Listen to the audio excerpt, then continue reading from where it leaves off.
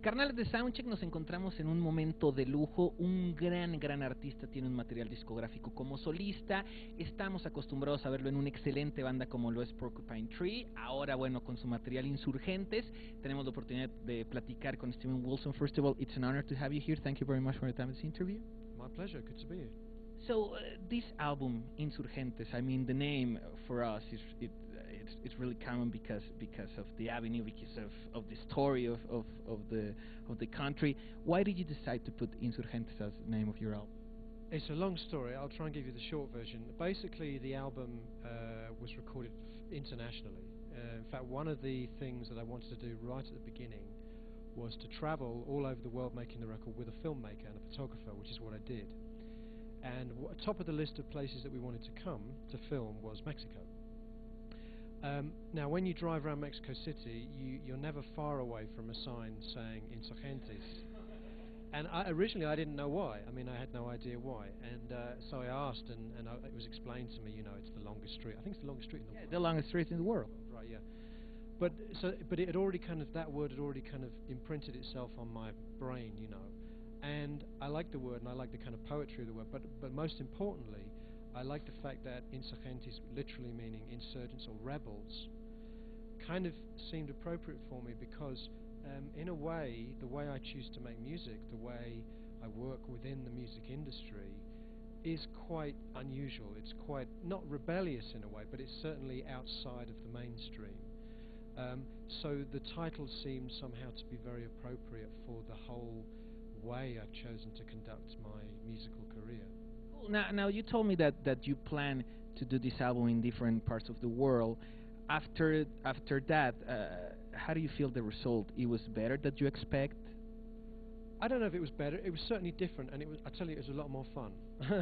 I mean, usually you make an album, you kind of hole up in a studio for 3 months, and you don't see the outside world at all for 3 months, which is very different to the experience of being on tour, you know, where you're always on the road, you're always meeting different people from different countries. And I enjoy that experience more. So I thought, well, why not make the record almost like a road movie, you know? So we shot the film almost like a road movie, and we made the album almost like a road movie.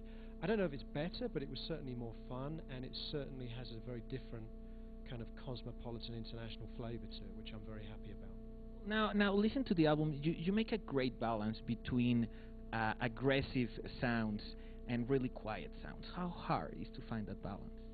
Well, for me, it's not very hard because it's completely natural. I mean, it's not something I set out to do necessarily. It's not something very self-conscious.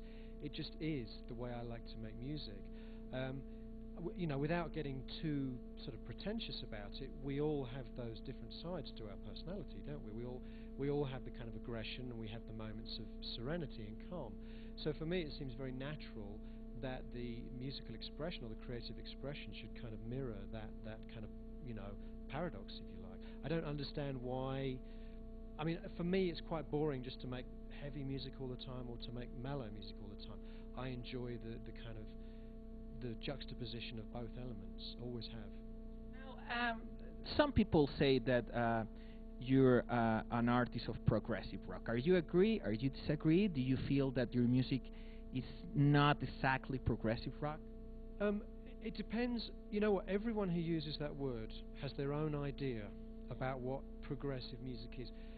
I don't particularly like being thought of as someone who's very looking back to the kind of 70s and nostalgia for a kind of golden era of progressive music. You know, that for me is not what I'm about. But if you mean progressive in the sense of, for me, the great progressive music has always been about taking music from different styles and somehow putting it together, and also it's been about creating albums as opposed to short pop songs. And the answer is yes. If that's your definition, then certainly I'm all for creating sort of albums as kind of journey, you know, suites and a continuous flow of music, which is supposed to be listened to from beginning to end. And if that's your definition of progressive, then yes, I would have to admit that I am progressive. I think these days progressive is a lot more open, even 5 years ago. But now with bands, you know, we have bands like Radiohead and Tool and the Mars Volta and Sigur Rós and Flaming Lips, all of whom you could say are progressive. In their own way. Yeah. And for me, I'm very proud to be included in that kind of company. So yeah, I would go along with it. Cool. And now, I know that right now we're talking about your solo album, but a lot of people want to know about Porcupine Tree because your last album was a big success in Latin America. Tell us your plans. I mean, first Blank Planet was a great album. Are you planning to do something else with the band, like for 2009, creating new songs? Because I know that you have plans to release a live album, right? We've actually shot a live DVD, and that will come out soon. But certainly there will be a new studio record in 2009. We've already started writing it, and we'll start recording it probably in January. So before long, we'll be back in Mexico, hopefully playing some shows to promote a new record. I would think probably more towards the second half of the year, though. What could it be the biggest lesson that Fear of a Blank Planet give it to you?